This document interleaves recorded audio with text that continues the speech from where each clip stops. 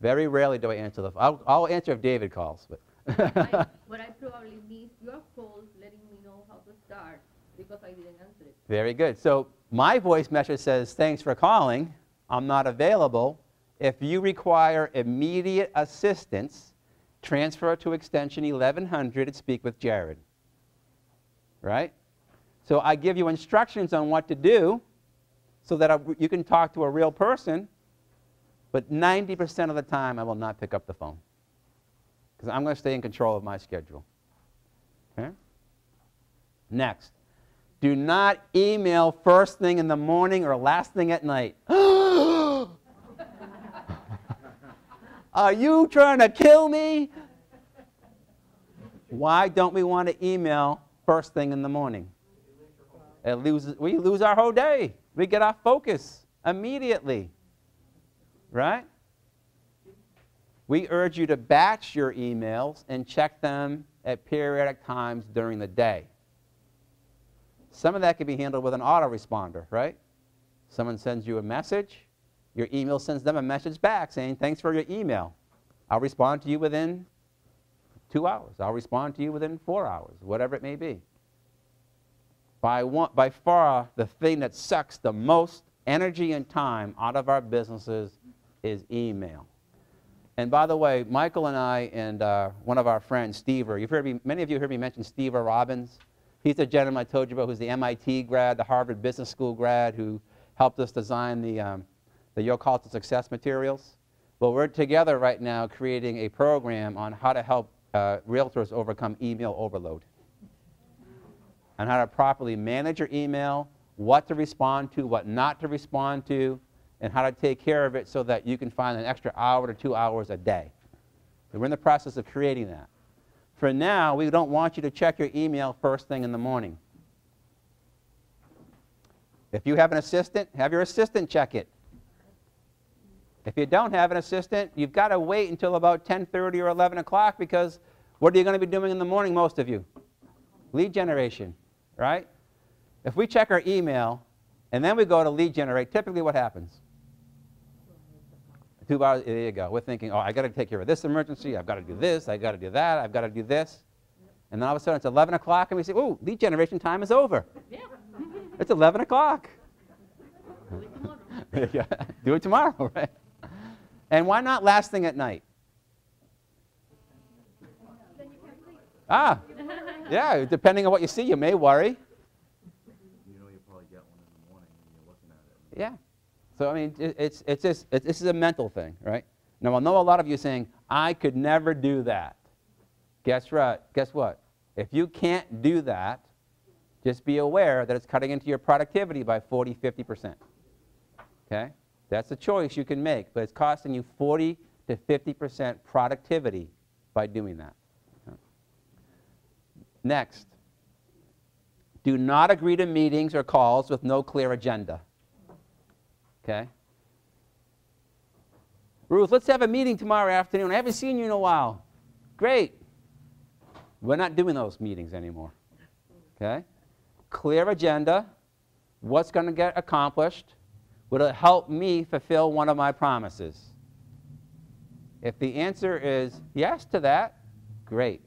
If the answer is no to that, during your R&R day, when you're going to have free time and you're going to be socializing and doing that kind of stuff, you can do those kind of meetings then, if you want to. Do your social meetings then. Do not let people ramble. Now, Steve made an important point about this earlier. It's all in how you set up the conversation, right? Hey, Michael, so glad that you called. You know something? I have a coaching call in 7 minutes. So I know that you have something important to discuss with me, but I have to be off the call in 7 minutes. Is that okay with you? Okay. If he says yes, great. We're done in 7 minutes. If he says, you know, I'm going to need more time than that, great. Let me transfer you to Jared. He can put you on my calendar. Does everyone get that? Okay. Because a lot of people will tend to ramble on and on and on and on. And we want to be respectful of that, and we want to be polite, and they could be a good client too, right? And we'll say, well, we'll just give them the extra hour or half hour or whatever it may be.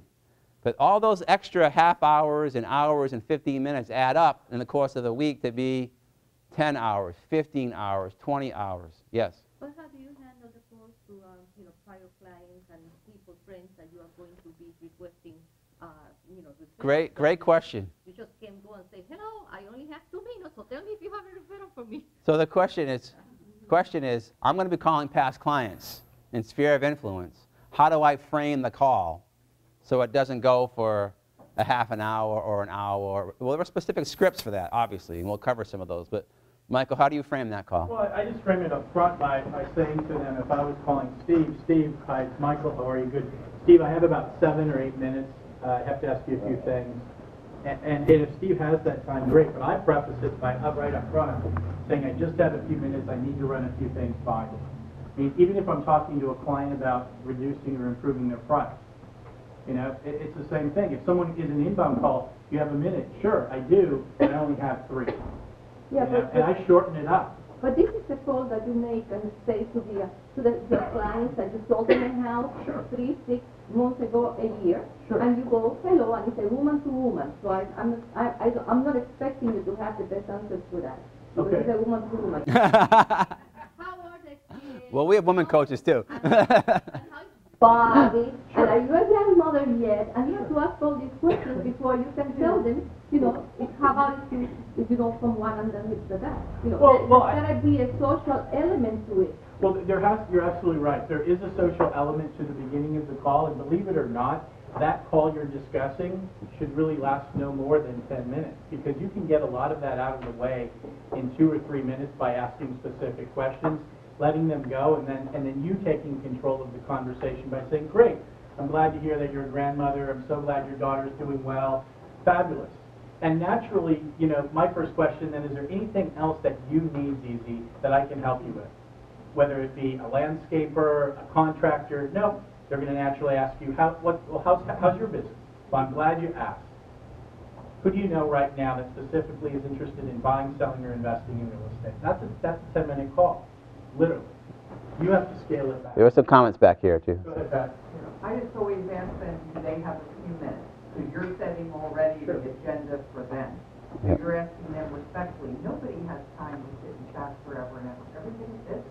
Absolutely. Even people who are presumed homemakers, they're Right. busy. Yep. Well, I think we also need to consider different cultures. They have a lot of Mhm. international clients, Mhm. and in the Latin culture and in a lot of other cultures, you really need to have that social aspect. Absolutely. Mhm. Well, and knowing that, I mean, living in South Florida, I definitely understand that, and you do need to build that in. So if you are going to be prospecting your database, your past clients, your champions, then you need to build that in and realize that in an hour, you might only be able to have 2 or 3 calls. Right. And if that's Right. the case, then you need to make You have to those plan 2 for or that. 3 Yeah. the most powerful calls you can be. Correct. And then know that, and then just adjust your prospect. That's why for you, prioritizing is so important, right? Prioritizing the quality of the call or the prospective client is so important. Next, don't check email constantly, right? Batch your emails and check them at set times.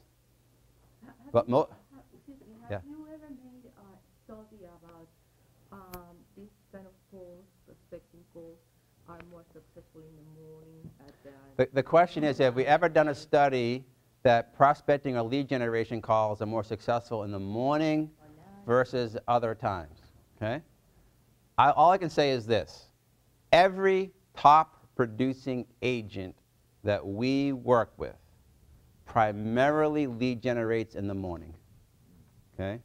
Between 8 a.m. and 11 a.m. Some will do additional lead generation. David does occasionally, later in the afternoon. Now, Chris is in the mortgage business. He generates at a little different time. But in terms of the real estate sales business, every one of them that we work with, as far as I know, lead generates primarily in the morning. Okay. Mm-hmm. Well, listen, for example, luxury resorts, areas. It's a little bit different, right? The sales cycle is different. The relationship is different. That kind of thing. For somebody who, we'll just call us in the traditional real estate sales business, by far, the numbers indicate that they lead generate in the morning, okay, by far. John, question that I go back and forth with